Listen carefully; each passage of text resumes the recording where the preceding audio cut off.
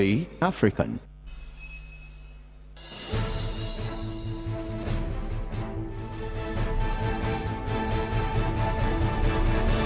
Hello, welcome to the show. My name is Ama Pratt. This is The Couch, and this is the Wednesday edition of the show. That's the book review edition of the show. Let's take a quick commercial break. We'll be right back.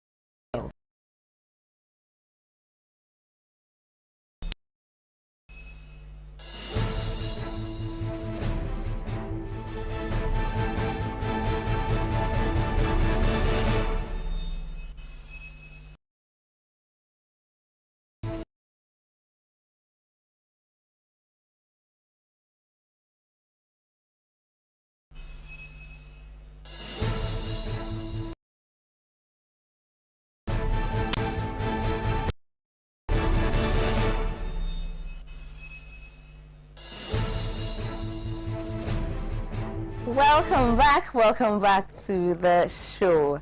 Now, I know that you've missed her on the show. That's my guest for today. And I know this because I've missed her on the show. You know, I get to interact with her in other capacities, but I've terribly missed her. And, you know, perhaps I should use this opportunity to put her on the spot and let her tell us exactly when she's coming back full force. You know, and we will do that. But today, this evening, we are going to have a conversation around our favorite book. Please hand over this one. This book, Jungle Dance. This book, Jungle Dance, authored by my person, Petra Abba Asamoah.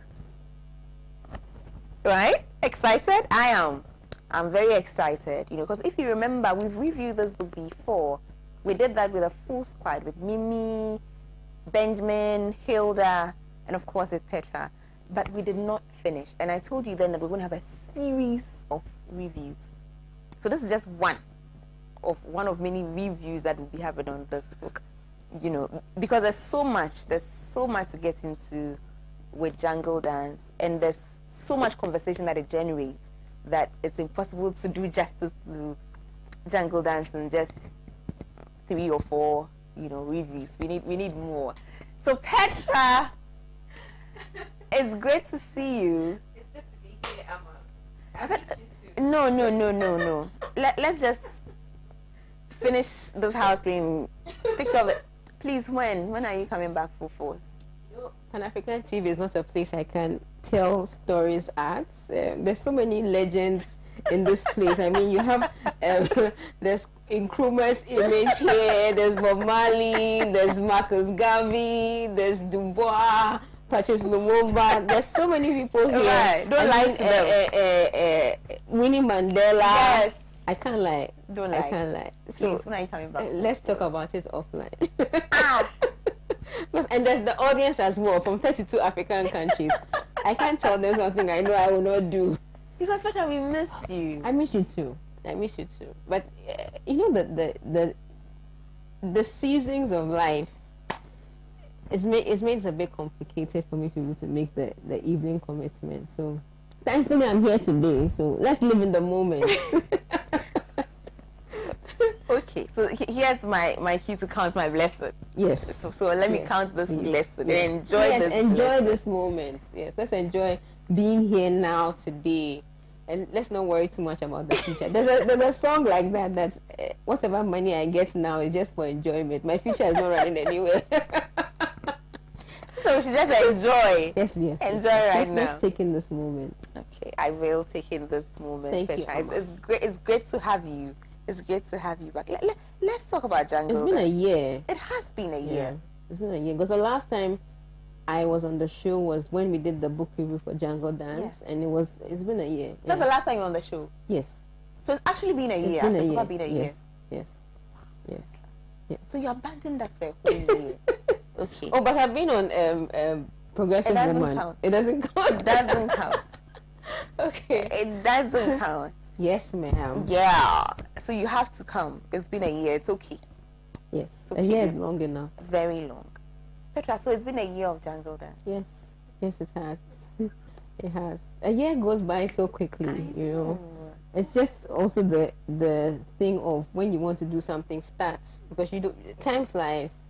Time really flies. When I look back now, I even remember conversations we had a year ago sitting in your office, and it just feels surreal that it's a year. It's been a year. It's gone by so quickly. Yeah.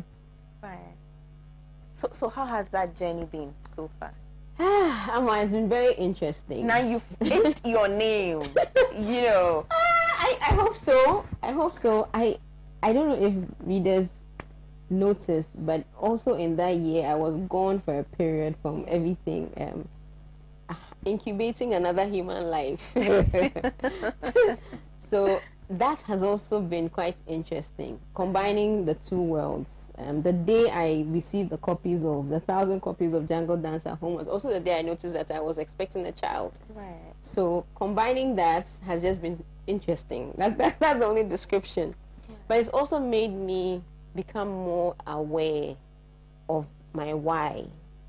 So I've had to ask myself so many times to go back to the why. Why did I write the book? What do I want to do with the book? And how can I continue to pursue the why? Because it can get a bit overwhelming combining all the different things.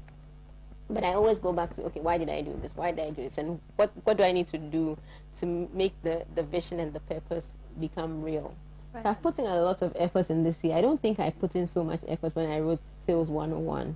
But this particular year, especially in the last maybe 5 months, has been like extra push on just getting out the messages of the book and meeting different audiences and bringing it to life. Right. Yeah. And you know, I mean, that for me is what it should be.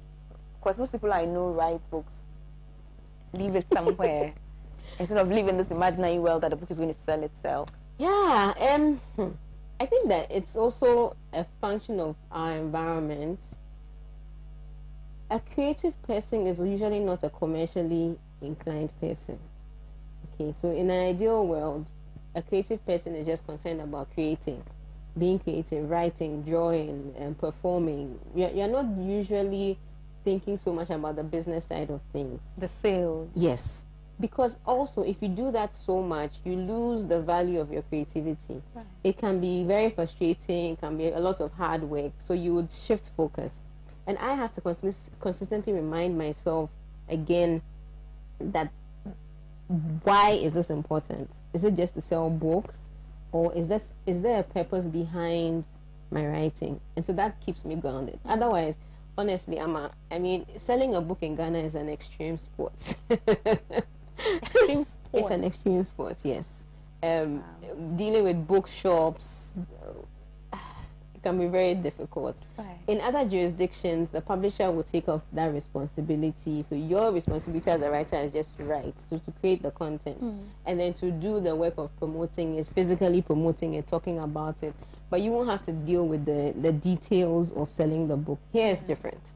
Here you really have to be involved in everything. I mean, every time I do a promo, maybe talk about it somewhere, I have to check that all the outlets have copies so that people don't call and they're told that they don't have copies. Because some bookshops will just not call you and tell you anything, which they feel, yeah, of course, it's not their responsibility. So there's that. But it's fulfilling work. And I think I've also just found myself in the intersection between my profession and my passion. Because my profession is marketing, and my passion is writing. Right. And to be able to succeed as a writer, your books need to get into people's hands. So when you it's blend a the good marriage. two. Yes. Well, I've never thought about it like that. But you see, now that you say that, it makes It makes sense, yes. And I didn't think about it until recently. Sami was telling me that. Right. Because I was telling him that, yeah. So I was saying to him that sometimes I feel like there's more I can do, and I'm not sure if I'm doing it the right way. And he said, and I said, okay, maybe because I printed 1,000 copies, so these 1,000 copies of the book are sitting looking at me. I have to sell them. He said, you're feeling that way because that's your job. Like, that's what you do for a living. So I've translated my profession to my passion, and it's a blessing. It is. Yeah. Absolutely. I mean, it has to be. But then you just said something now also, the why you wrote the book. And permits me, right? Because I think that, and I know enough to say this, I think that it's not just about selling a book, it's about making impact. Yes. Yes. Right? Yes. So then when you have a vision to make impact, then you need to make sure that the message goes down. Yes. Yes. And so my marketing self will tell me that the product has to be good. There's no substitution for the product being good. You can't hype it. You can't pretend. There's nothing like fake it till you make it when it comes to the value of a product. So it was very important for me that the book was a good book. The writing was good. The storyline was good. The plot was good. Even the packaging and everything about it was good. Because I know that there's no way you can't hype that. You can't pretend that it's good when it's not good. And behind it is, I really feel that we've not told our stories enough. And we've had this conversation where sometimes it's a very glamorous picture that we paint about different things. So there might be a young person observing from miles away that says that, oh, I want to be like Ama. I want to be like Petra. But they never know what it takes for Ama to be here looking all perfect together on a weekday evening. They don't know how much work that goes into that. And sometimes when you're sharing it with them casually, it's easy to just brush it off and say, oh, it's one of those things. So Jungle Dance was that part of purpose for me where I said, let me give people a view of what goes on in the corporate world, really, from different perspectives. From the perspective of a young Yomba who is starting out, from the perspective of Bosse, who is a senior corporate executive, from the perspective of Hedibert, who was a finance person, who actually had a minor heart attack on the job, and tell the story from those different perspectives because it's important for people to know, one, but I also wanted to present a mirror. I wanted something where you could read and say, that's me, or that could be me, or what can I do differently? So that's the bigger purpose. But then there's, for me, the storytelling of the storytelling reason is, I honestly feel that literature captures, and we said this on the show before, literature captures the spirit of the times. 20, 30, 40, 50, 100 years from now, I want somebody to read Jungle Dance and say, oh, that's what happened in Ghana in 2020 or in 2021. That's how society was at the time. That's how people thought. It might seem strange to them when they read the book 20 years from now that, so people could be at work and someone would just leave the office and say they've left their job. Like, how does that happen? But it happens. It happens. I mean, I'm sure everyone has worked with someone who just walked out of the office and says, bye-bye, I'm not coming back. Right. You know, so that's what literature does. It captures the spirit of the times. And I wanted to also capture the spirit of the times in relation to the stories of the people I was telling. Right. Perhaps that's what makes this book so relatable. You know, it's supposed to be fiction. It is. Supposed to be. Ama is fiction. But then it feels so real. In that it's not your exaggerated over dramatic. You know, it's very relatable. Yeah. This is life. Yes. Okay, so scrap that. I was going somewhere else. Scrap that. Is this an autobiography? Okay. So one of my favorite authors, and thanks to Mimi, our friend Mimi, who introduced me a lot to, she kept talking about Buche Metata. Right. And when I started reading Buche's books, I started asking myself the same question. I didn't even know that she had intended for it to be autobiographical.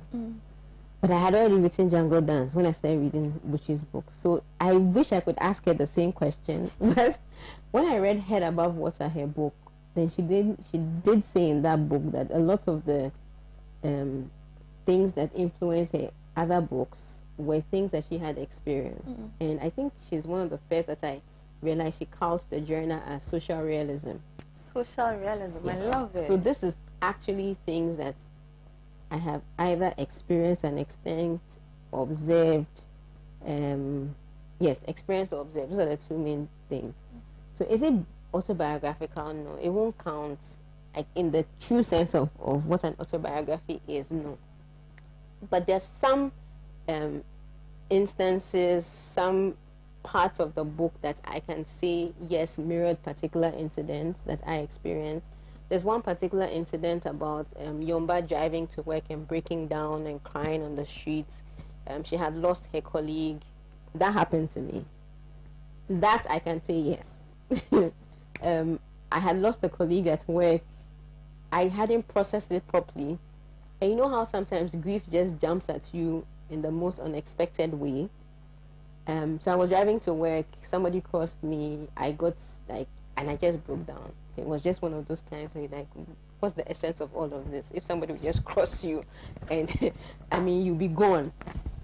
So there was that. So that particular incident. But there are other things in the book that were influenced by real happenings. Yes, that's the politically correct thing to say. Influenced by real happenings. Yes. Social realism. So it's it's very, and that's the thing. I have a very interesting mind, but I'm also quite grounded in terms of what can happen. Right. So I don't. I'm not a science fiction person, but I can also imagine quite well. So I try to make it a balance of fill in some small gaps. Yes. See, that makes this autobiography. I mean, let people read and see. Let them read the book and see. More reason to read. More a young lady asked me recently if the next book is a memoir, and I said no, I'm not there yet. There's still more fiction to write. Right. So no, but you will continue the story. No. I would write another book, but it would not be. I don't even know why I shouldn't say. You should say. I shouldn't say. No, because you have to continue. It will continue in another form. So you won't have to read Jungle Dance to understand the second book. It can be by it will be on its own. Right. Okay, Petra, so you've answered the why. Do you think, now, after a year of engaging, because you've engaged young people, you've engaged people who are in the corporate, after a year, are you satisfied? Can you say that, yes, what I set out to do, I'm on track? I'm definitely on track. I don't feel that I've accomplished in total what I set out to do, because I think more people need to read, more people need to engage, and we have to have more conversations. There's some of the themes that I want to, by putting them in the book, I wanted to create a conversation. I haven't done as much yet, so there's still a lot of work in progress, but the feedback has been amazing. I mean, on the 15th of November, I did Jungle Dance Day, and I said, if you've read the book, post about it, share what you read. And some of the comments, some were sent to me directly. Of course, not everybody wants to post on social media. And the feedback has just been amazing. Some of the angles and perspectives are totally different from what I was thinking about as I was writing. And that's the beauty of literature, because interpretation is so personal. So, for instance, at the end of the book, getting to the end of the book, when Bosse resigns from her job, I had a lady ask me on Instagram, why didn't you make it a happy ending? Why did Bosse have to resign? And then in the same question, she said to me, okay, I was thinking maybe you were trying to tell us that peace of mind was important. And I said to her, exactly.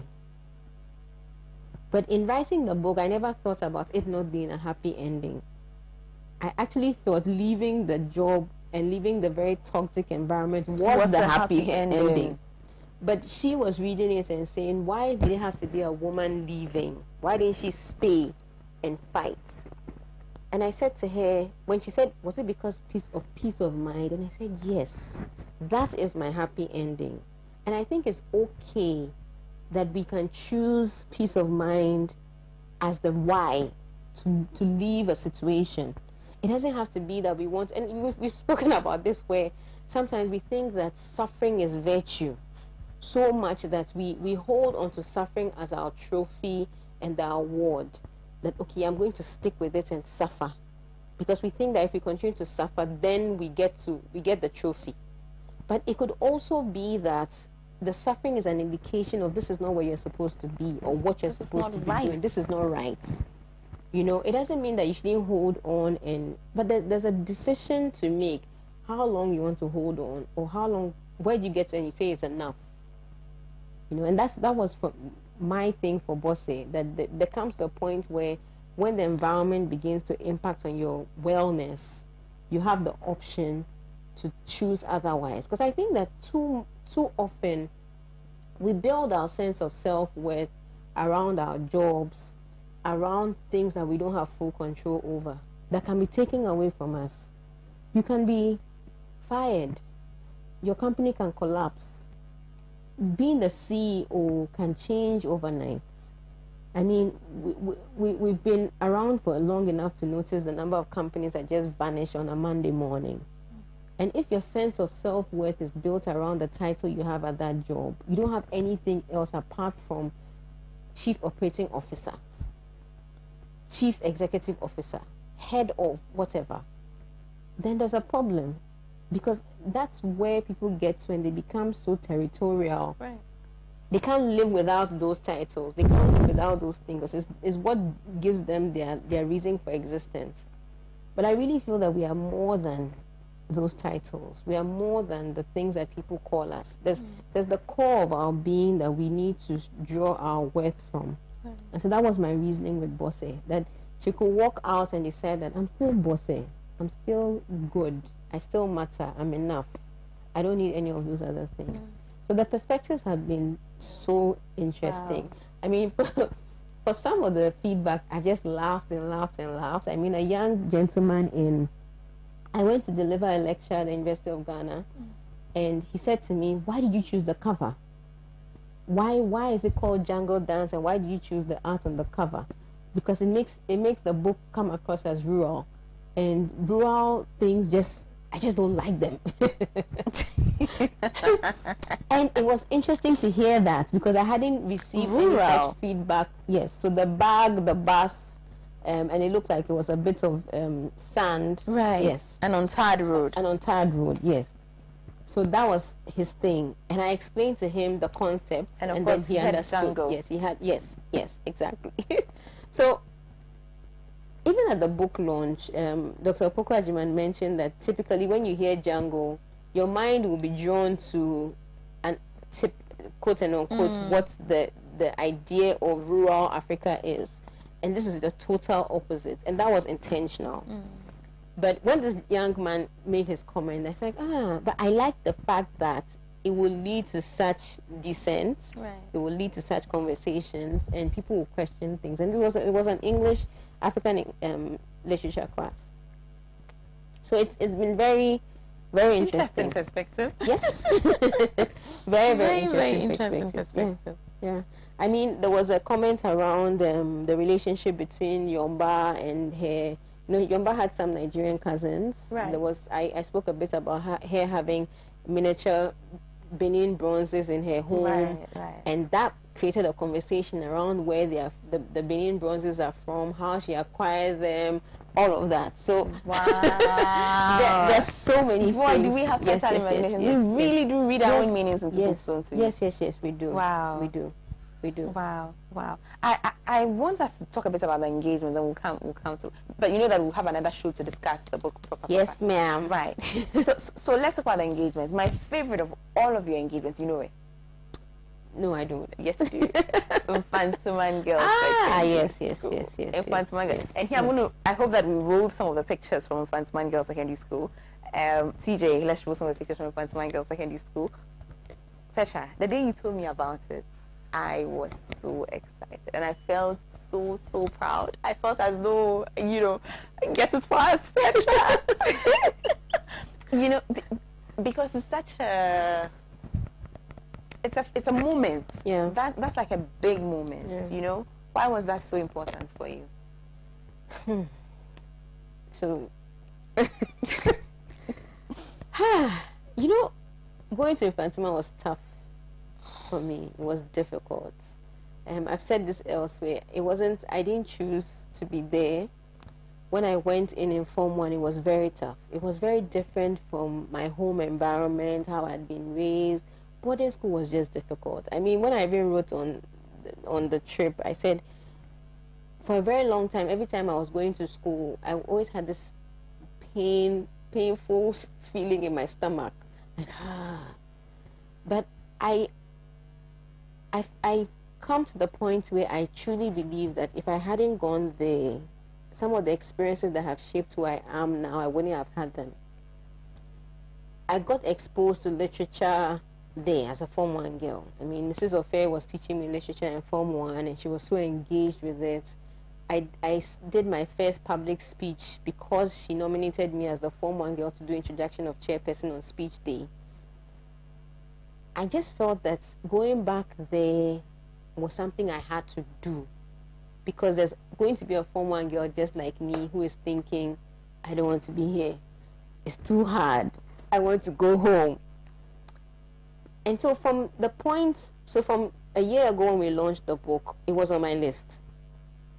It was on my comms list that I had to go back to Infantiman and do a book donation. I didn't think it would be in the form that it was.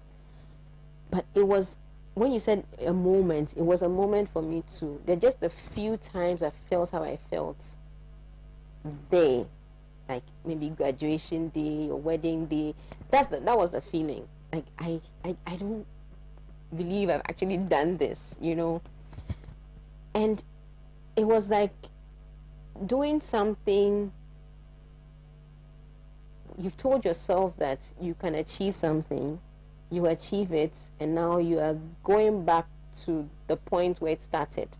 That's how it was. That's how it was for me. It was just so exciting. I mean, it was the shortest journey to Infantiman ever. It didn't seem so far anymore. There was no pain in my stomach like I used to have it when I was in Form 1 and Form 2. It was just different. And when you mentioned to me that I should have told you, then I thought that, yeah, it's true. Maybe I should have told a couple of my friends to go with me and they would have made it even bigger. So we might have to do that again. But it was just one of those things I felt. And it was difficult making it happen also. The times, being in COVID, the children. No, the young ladies, they're not children.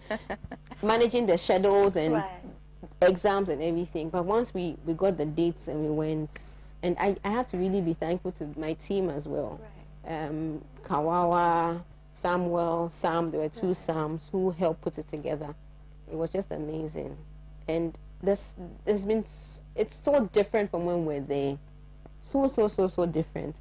I was sharing some of my experiences with them and they were like, they don't know what I'm talking about. Yes. A lot has improved. I was so proud to go back. And this was a Form 1 class I met with. And the young lady who did the vote of thanks at the end, she made me so proud. I can't remember her name right now, but when she spoke, she remembered everybody's name.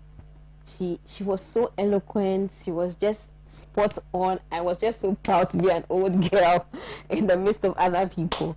I mean, it's one of those things that you do that you feel that maybe this was the reason, Right. you know. And I'm hoping that somebody in that audience would do the same thing, like you pay it forward. Absolutely. Yeah. Because I remember when we used to have people from uni, if you Yes, remember back yes, then, they used to yes, come. yes, yes, Santa yes, Moga, yes, the squad. yes, And I remember those interactions. Yeah. you know, very clearly. So that day, when we spoke and you mentioned that you had gone there, I'm sure I remember my reaction. I was just like, oh, wow. And interestingly, I So mentioned important. you. I mentioned you. I was talking to them and I was like, you know, you don't know who you're sitting besides. You'll be sitting beside somebody very, very important, so be nice to them. I mean, if I wasn't nice to you all those years ago, I won't be sitting here now. I would have been like, that girl. That girl. And that it's amazing the number of former classmates I meet and how connected we are, or how they can be a channel for something else now. I just look back and I say it's so important to be nice.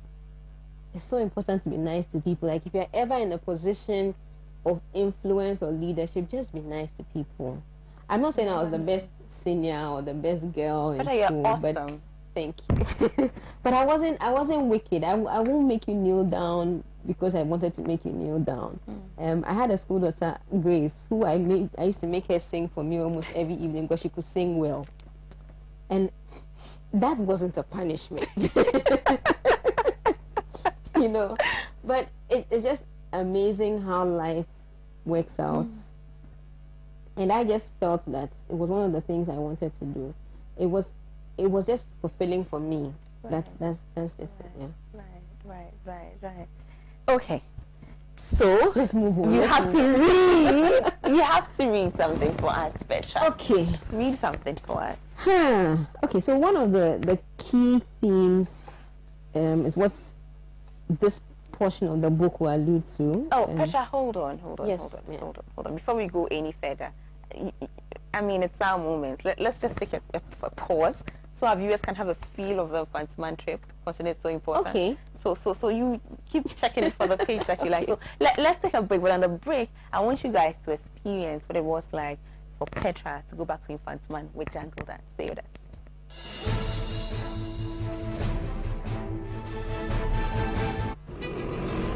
Every day he looks after his brother and chases a bus. Every day he looks after his brother, chases a bus, and learns new things. Every day he looks after his brother, chases a bus, learns new things, and gets back home. Every day he looks after his brother, chases a bus, learns new things, gets back home, and helps his mom. Phew. That's why every day he needs his cup of Milo filled with the nutritious goodness of malt, milk, and cocoa. Milo, the energy to go further. From Nestle. This advert is FDA approved.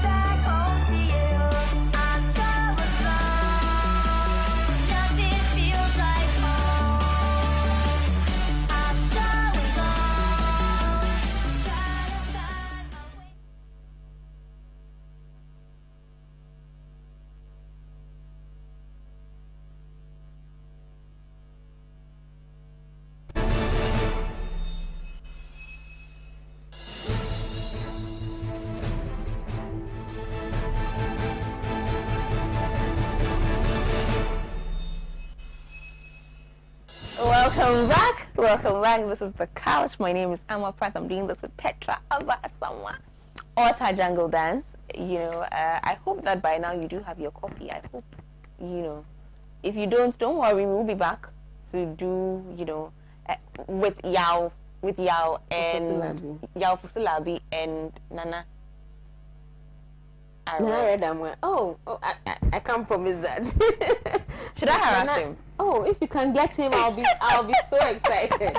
Nana is very busy. I know, I can imagine. Yeah. Nana is really, really busy. Okay. But that would be nice. It will be awesome. Right? It will be awesome. Nana actually influenced me taking my writing serious from very far. I started following Nana Redamoa maybe 6-7 years ago, and he would always post on Facebook, "What are you reading?" At the time, I was in Lagos doing my master's. I was reading only textbooks. And him just asking that question made me realize that I was missing out on something that was so important to me, because I've always liked books. So why had I allowed life to happen and I wasn't reading? I was just reading textbooks or journal articles and things like that. So I said I got back into reading, and he currently runs booknook.store, whereas I think it's supposed to be Ghana's largest online bookshop now. But he's done really well in getting the literary conversations going, and he's helped a lot of young writers, just giving them guidance and support on how to go about this whole writing. But he also gave me the sense that I think he's an engineer by profession. Yes, he's an engineer by profession. Really? Yes. Wow. And writing is his passion that he has now made into a business. Wow.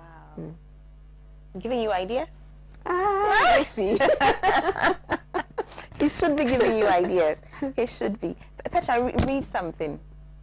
Okay. And by the way, you have your blurb at the back. That took us like 2 months to get. Oh, Petra. But I was waiting patiently for it. I just needed to put it out there that and don't forget that I really wrote like a really long one. Yes, you did. You did. I committed to it. Yes, I really committed.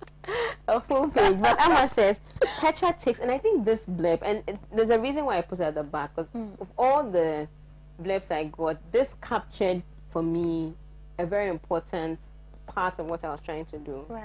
So Amma says, she says, Petra takes on an uncommon theme like the corporate world and tells a story from the lenses of her own experiences. This is a fictional work that ends up being real, motivational, and romantic. I don't know where romance finds itself in this. I have no clue. Okay. You have to read to find out. That's Ama's blurb. Okay, so I've said this a couple of times, but I think that the essence of Jungle Dance is captured in the prologue. Right.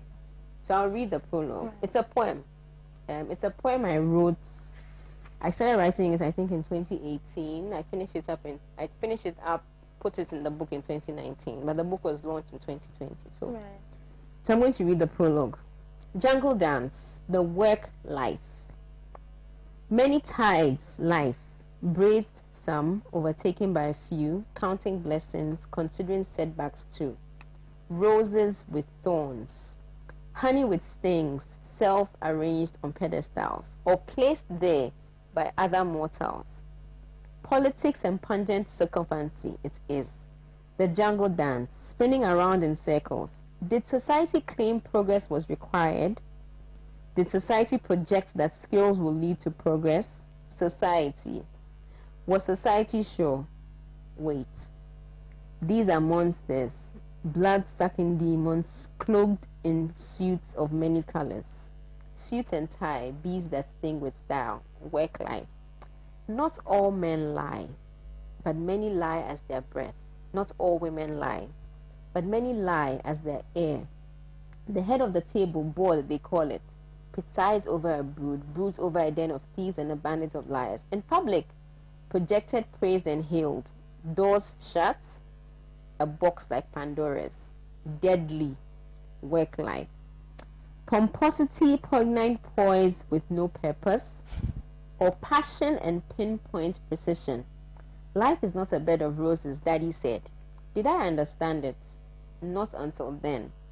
Then when the work life explained it, so real.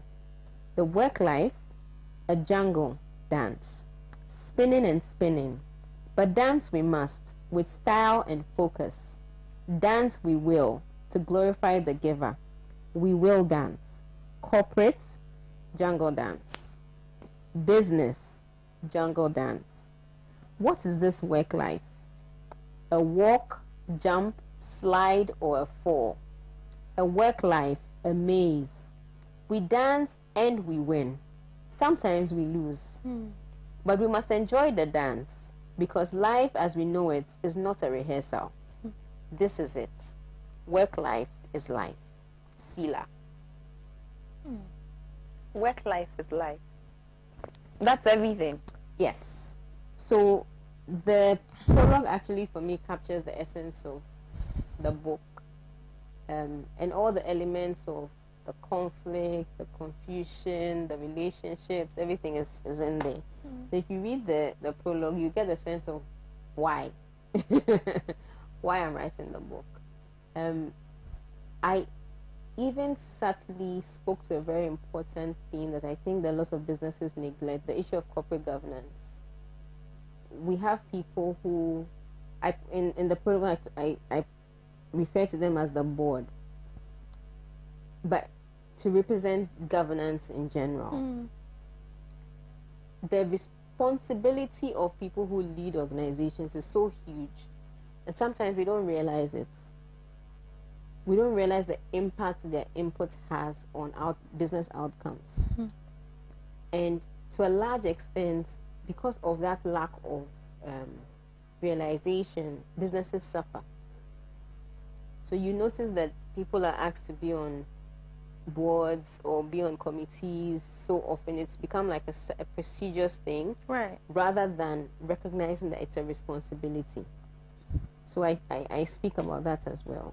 In one of the scenes, one of the chapters in the book, the particular board that Bosse was working with was hitting at her so much that she just wanted to leave and cry. Right. And boardrooms can get quite tough. So it's all there. It's so profound that you say that, because we tend to look at, these things as titles and not work. Yes. So CEO becomes a title. I've made it in life. Yes. I'm the boss. Yes. But we never sort of think about it as, this is work. Like, this is more work, more responsibility. And that's everything, isn't it? Yeah, it is. That's everything.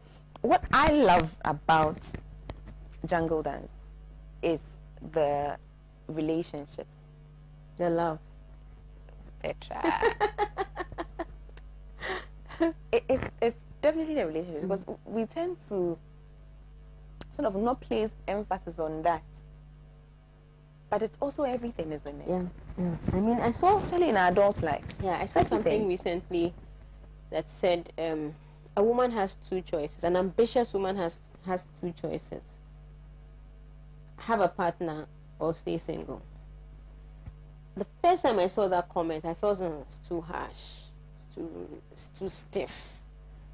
I mean, what's the big deal? But over time, I've had the time to think about it, to reflect on it, and I've come to realize that I think one of the biggest decisions you will make for your career is who you decide to do life with, because it determines a lot of things. And I know that the people who will be able to succeed regardless of the people around them, they will just do it. But for the majority of us, we are a function of our immediate environments, and what our immediate environment supports or limits. And if you have to go against the limitation, then it's extra work that you have to put in. So it's not impossible. So that's how I positioned relationships in the book as, is it an enabler or is it a limitation? In Bosse and Manche's situation, Manche was an enabler. Absolutely. In Chidi and Yomba, Chidi, so to turn it around, Chidi wanted to move to Ghana because he saw it as a stepping stone for his career. His thoughts of Yomba being in Ghana was secondary. In the end, he made a decision not to take the job in Ghana and to stay in Nigeria because he felt that from his mentor's advice, it wasn't going to be very good for his career path. But consistently, Yomba was thinking about moving to Nigeria or going to Nigeria because she was going to see Chidi. And I did that intentionally because I feel that to a large extent, women, we make the choices that we make about our lives and our career based on love, based on how it impacts on our relationships, rather than what is the logic of it first. And I know it's difficult. I mean, I've been there. It's tough. You always think about how is this going to impact. Even single women who have boyfriends will think that if I move to maybe from Accra to Lagos for a job, will my boyfriend still be my boyfriend? Will I have a boyfriend when I come back? Boyfriend, you know? But when you flip that over, there's no conversation. No. The conversation is, I'm taking up a job in Lagos. I will be home twice a month. And the man assumes that everything will be okay. Whereas the woman then assumes the responsibility of making it work. Yes. And in some instances, moving to ensure that it works. Right. So Manche and Amy, his Canadian girlfriend, when Manche was deciding to come to move to Nigeria, take up a teaching job, he didn't ask Amy if she wanted to move. He just assumed that once he was moving from Canada to Nigeria, she would move with him. And she said, no, I'm not moving. I have no intentions of moving to any African country now. And if you want to keep this relationship, let's think about how we can manage it long distance. Right. Eventually, the relationship fell apart. Right. But that's what I was trying to depict, that we make a lot of concessions because we are perceived to be the ones who have to make it work. But how about we think about it the other way? So Manche moved to Ghana because Bosse had gotten a job.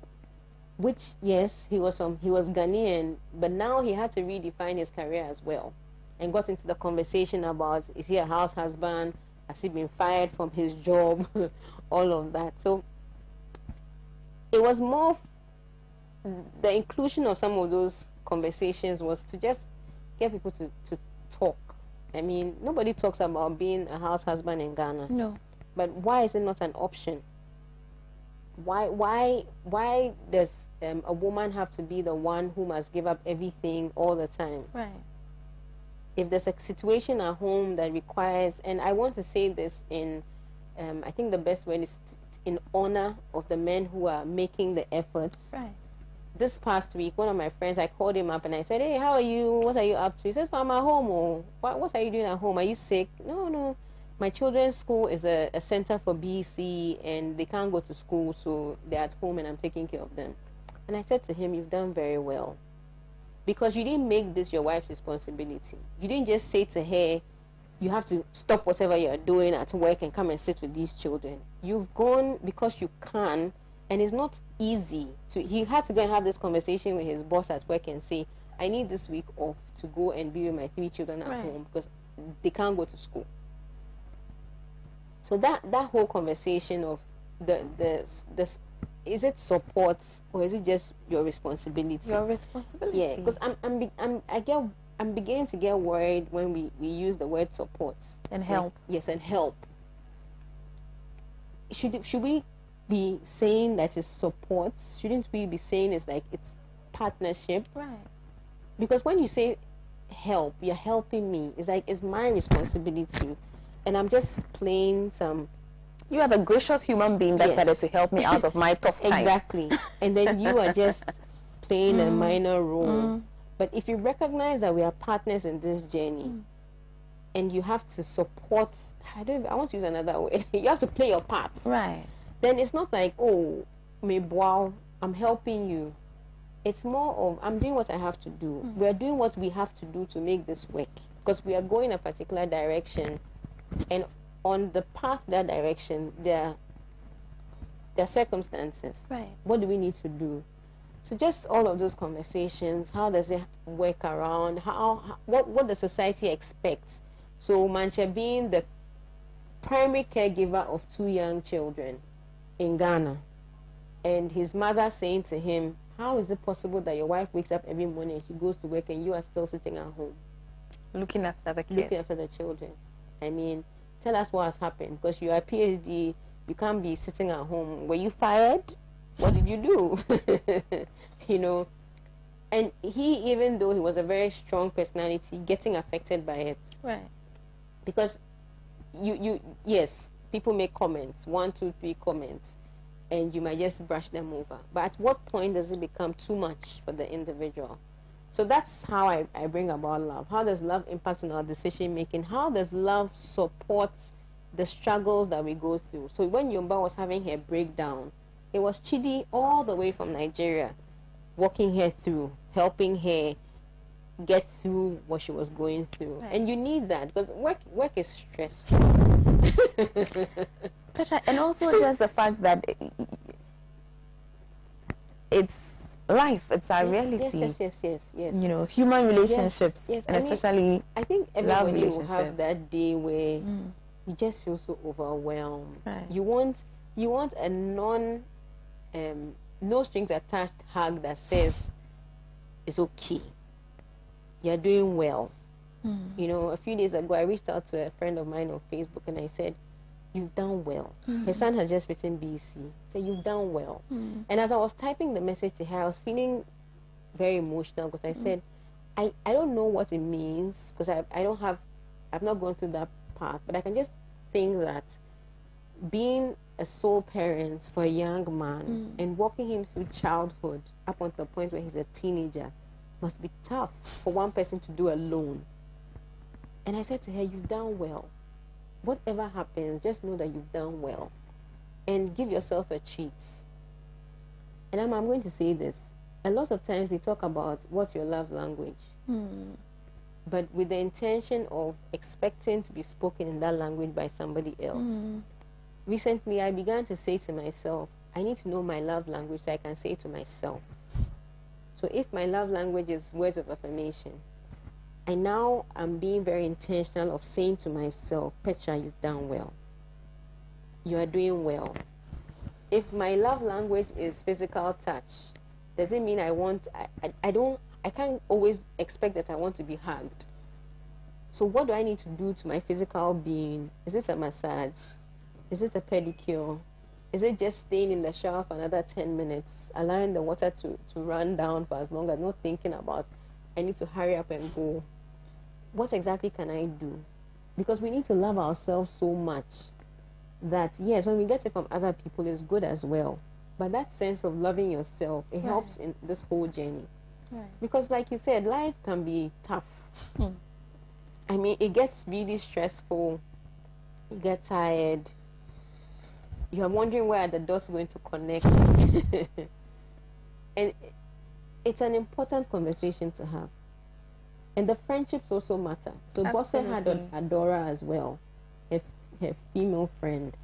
I think that as you grow older, you begin to realize that there are those important relationships you need. Catching up with I already know how the next review is going to go. You know, I've already planned it out in my mind. Catching up with your girls. So we're going to do the girl-girl friendship. We'll have a chat about that. Then we'll have a chat about the role play in a marriage, you know.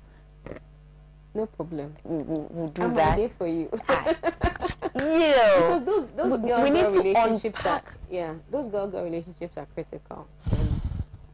I spent a Saturday with 3 of my classmates from Fatima. And I'm terribly jealous. I was so that excited. You guys did that without By the time I left, I felt so refreshed. It was about a 45-minute journey from my house to Clara's house and back. But it wasn't anything spectacular. It wasn't a party. It was just us sitting over a meal, having a chat. Chatting. You know, just chatting, catching up on our children, laughing, and realizing that some of the things we're experiencing, we're not alone. You know, it's not just you in this world feeling awkward. These are normal things. And how has this person managed it, and what can I do better? And it's okay once in a while to just be angry. Kick off your shoes. You know, just it's okay, Charlie. You're not being, and you know, as mothers also, we tend to feel that if we ever complain about being overwhelmed, we're not good mothers. Like, oh, a child is such a blessing. You're being ungrateful. You're being ungrateful. But it is natural to feel tired. It's okay. So Adora and Bosse, for instance, there was a day where Adora just broke down in tears when she was talking to Bosse because she was having these family issues with her uncles and her business. And Bossa was so shocked because Adora is this very strong personality. Always has it She together. always has it together. But we all need that person who we can be real to, who we can go to and be vulnerable and say, Charlie, this thing, I'm tired. And have a place where we can take a break. Okay, so leave everything and just take a break and say for 2 hours, 3 hours, I'm taking a break. That's the kind of support we need, not just I think it's now very stereotypical to say that, oh, a man who allows his wife to be out there and do everything is being supportive. That's not enough. No, that's not enough. I mean, allowing her to go to work is not enough. and even this issue about allow. Thank you. Even yes. So there's that is a Right. big conversation. Right. What does it mean that he's allowing her? Right. You're not created as anybody else's thing that you have to be giving permission to do, to be. Right. You are already. Right. Okay, so that whole, it's a lot. It's a lot. It's a lot. It's a lot. It's a lot. It's a lot. And you know, it's not a theme that people normally would write a book about. You know, the corporate life, work life. You know, it's not a common theme. No. Which is what I love about Jungle Dance. You know, the Thank theme is so unique, globally universal. That's a very unique theme. Work life. I mean, who writes a book about that? Nobody, except Petra Vassamwa. Petra Vassamwa. And so I'm happy that the reviews have been great. I'm very excited to hear that.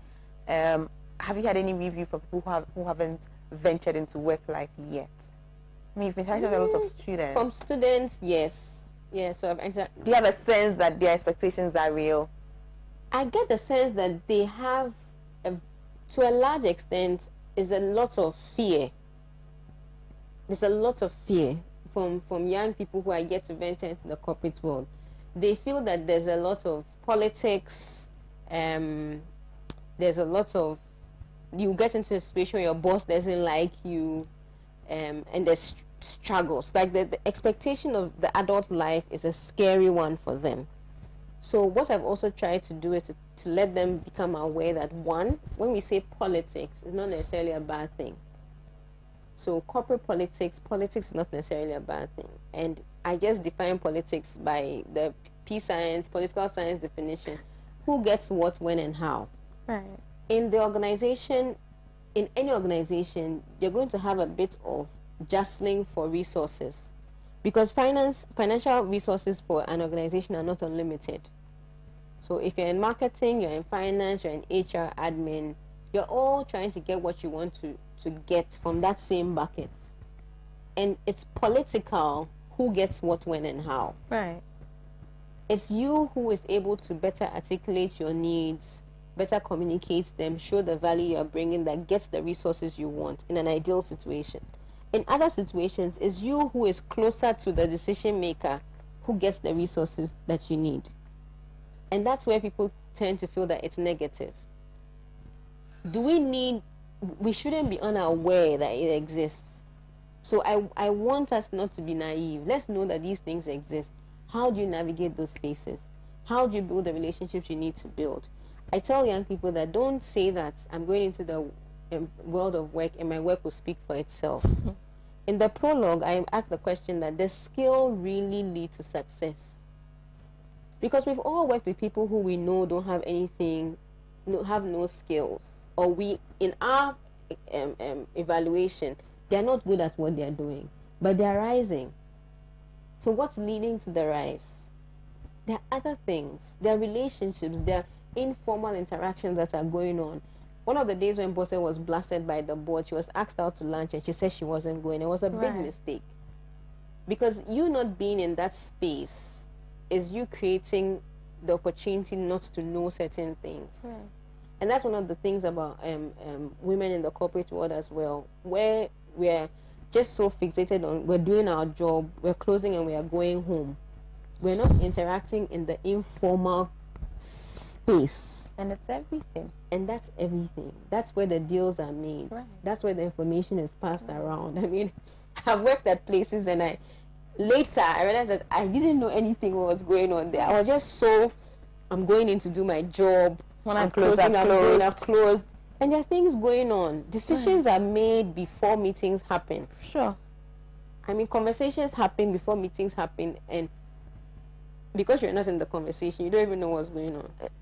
I'll give a practical example. When I used to work with, one of these banks, I remember being transferred. One morning I got to work and I was told that you no longer work here. You've been transferred to that other branch, just like that.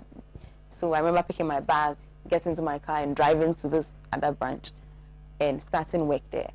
And so, being there and feeling like an outcast already, because and that particular branch, they were very close knit. It was like a very strong bonded family. They come to work early, they pray, they have a little conversation. Every day was meeting day, so they get to work before 7. They proper interact, pray and all that before work starts. Normal everyday routine, and it was killing me because I lived very far. So coming in that early wasn't possible. I wasn't involved in the morning one. And then there were the after work interactions too that I also couldn't be part of, because at the time, if I remember correctly, I was still in school. I was in school. But the worst was the Friday one. They had something they did on Fridays. I've forgotten. They had a name for it. Knowing me, knowing you, or something like that. That they used to do on Friday. You just go and buy kebab. They'll put the money together. They'll buy kebab. They'll buy drinks. They'll sit in the branch, eat and just chill out. I knew of it because I'd heard them talk about it, but I never participated until the branch head called me in, one afternoon, because I realized the relationship was very formal. Yeah. So he calls me into his office and he just says to me, why are you refusing to be one of us? Why are you refusing to know us? Why? Do you not like us? Or do you think that your former branch is better than this branch? Or do you think that you are better than you? So I had to explain my circumstances to him and say to him that, listen, this is where I live. So practically speaking, getting here at a certain time is a challenge. And when I close from work, I'm going to class. So staying behind to chill out with kiwas, I'd love that. Who doesn't like that? Yeah. But it's impossible for me. But imagine if this person hadn't had this conversation, had just in his mind thoughts that this girl is snobbish. This girl thinks she's better than us. That's a problem. Yes, absolutely. And it's good that you share this experience, because that's the base of a lot of the problems we have at work. The lack of relationship with our colleagues. If you don't recognize that you need to build relationships with them to go to work with them, you miss out on the opportunities of success in certain things. So I'm not saying that you have to be friends with everybody at work. You don't have to be everybody's buddy, eating with them, everything, no. But you have to be intentional about who your key stakeholders are. Who are the people who can influence the outcomes on your job? If you're in marketing like I am, finance people are key to your job. You cannot succeed in a marketing role if you don't have a good relationship with the finance guys. They will process your payments. They will process your invoices. And if your invoices and your payments are not getting out, your vendors who help you execute your marketing activities cannot do their job. So you have to be able to understand what they are doing, to do your job properly, support what they are doing so you can also succeed. And some of those relationships are not built just by coming to work from 9 to 5. No. So it's so important. And I learned some of those things the hard way. And I don't want anybody who can do it easier to have to go through that whole process. I've always been the principal, it has to be straight. And you go into an environment and you realize that it's not straight. Charlie, everything is not black and white. Yeah, there's gray. There's so many gray areas. And so you think that, I'm being very principled, I'm being very straight. But there are relationships outside of this conversation you're having that have influenced the outcome of the meeting. Right. Even before they happen. Right. So the meeting before the meeting even is more important than the actual meeting. No. That's what the actual meeting is. It's just formal. It's formal. Yes. So that's one of the things. How you engage in those relationships. And that's where we talk about politics. You have to know how to play the political game at work. don't be the person who is the backbiter, the brown noser. Oh no, those ones don't work too. They don't work. Those ones don't work. work. But you have to know who is influencing what. You can have somebody who has a title, but there's somebody who is influencing outcomes. Do you know who that person is? And do you know how to get that person to be in support of what you're doing? Because if you don't, then you're in trouble. And your job doesn't speak for itself. In the corporate world, the job, you have to give it a voice. Because you will sit, there will be conversations about you when you're not there. And there'll be people who have to make decisions about your work when you're not sitting in the room. So do they have the right language? Do they have the right information to speak about what you're doing? So you have to be very clear on how you navigate that path. And I just say that, have a game plan. When you go into an environment, take your time to observe. There's this series on Netflix, that House of Cards, I watched a bit of. It's like, you don't have to be a manipulator, but be intentional about your moves. You have to be intentional about your moves. Otherwise, you become a victim. You will become a victim. Because there are other people who are strategizing 10 steps ahead of you. And if you just walk in thinking, everybody likes me, I'm great. Yes, I'm great at what I do. No. You'll become a victim. Absolutely. Absolutely. Petra, it's always a pleasure. Always a pleasure. And this evening we just wanted to have a chat, on the journey so far. From where I stood, you're having a great journey. Yes, I'm trying. You're having an awesome journey. Thank you. Right? Thank you. And I love how, you're going about sort of making sure that that why is satisfied. The why you wrote the book is satisfied. Because like I keep saying, I know that it's not just about I've written a book or I'm selling books. I know you. It's deeper than that. So I'm happy that you're going out, you're reaching out to students, university students, secondary school students. I remember what you did with Sales 101, those little groups you used to do. And interesting, what we are doing with Django Dance is even a bit like Sales 101, but I'm having a lot of small groups, small corporate groups. Right. So I have a couple of, I think she's wonderful. An HR manager who's bought copies of the book for her team of management trainees. So they're going to read the book, and I'm going to go and interact with them on the themes. Right. As part of their management training. It's important. Very important, because they need to be aware before they get into the thick of things. So that's one of the things that's... But where can I get this book? Okay, so in Ghana, it's available at EPP Bookshop, Vidya Bookshop, online booknook.store, Manor of Books, Ehanum, and Vivi's Bookstore. In Nigeria, it's available Roving Heights. Roving Heights is in Abuja and in Surulere, Lagos. So if you're in Nigeria, you can get a copy of the book. Globally, it's available on Amazon.com in Kindle and paperback. And if you want to buy copies for groups, you can call the publisher on 02743440000. Again, please. 02743440000. Absolutely. And we received so many phone calls from people who said they watched on Pan-African TV. Yay. Yeah.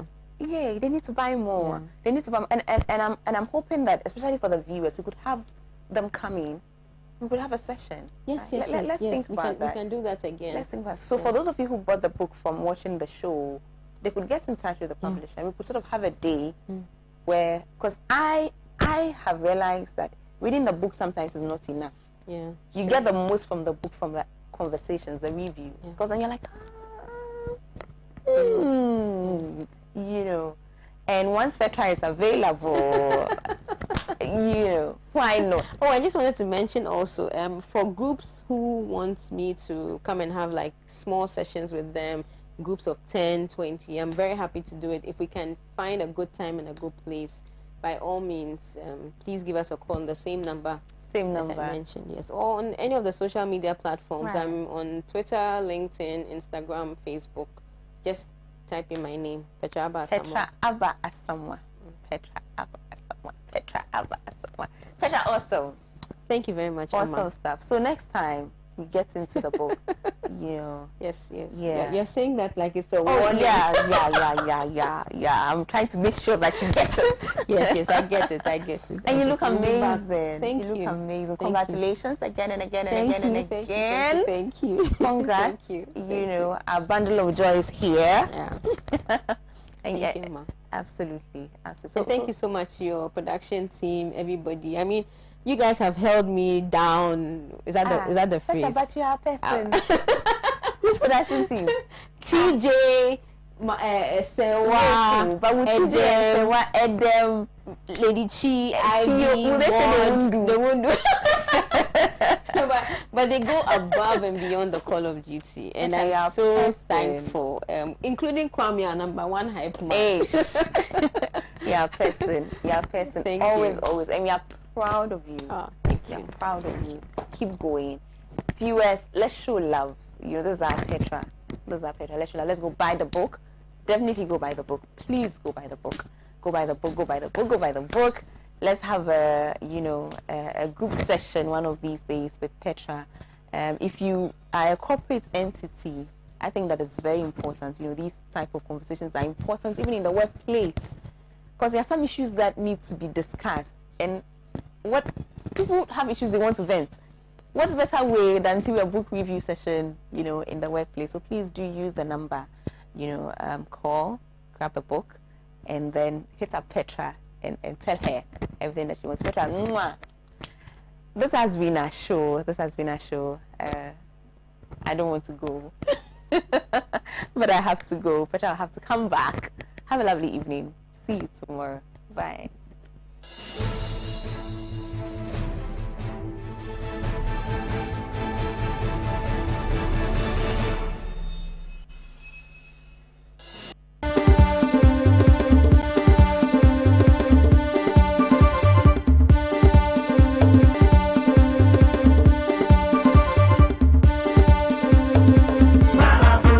Truly African.